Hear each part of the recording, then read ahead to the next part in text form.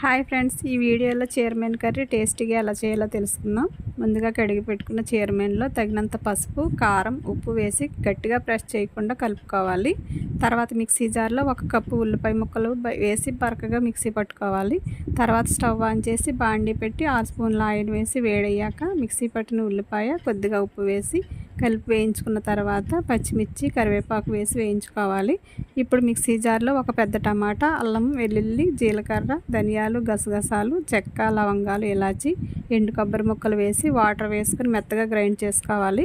ఇప్పుడు వేగుతున్న ఉల్లిపాయలు ఈ మసాలా పేస్ట్ వేసి కొద్దిగా వాటర్ కూడా వేసుకొని పచ్చివాసన పోయే వరకు వేయించుకొని ఇప్పుడు చీరమేన్ వేసి మొత్తం అంతా కలిసేలా కలిపి కొద్దిగా వాటర్ వేసుకొని కొత్తిమీర కూడా వేసుకొని మధ్య మధ్యలో కలుపుతూ ఆయిల్ పైకి వచ్చే వరకు ఉడికించుకుంటే ఎంతో టేస్టీగా చీరమేన్ కర్రీ రెడీ అయిపోతుంది. ఒకసారి ఇలా చేసి చూడండి, ఎప్పుడు చేసినా ఇలాగే చేసుకుంటారు.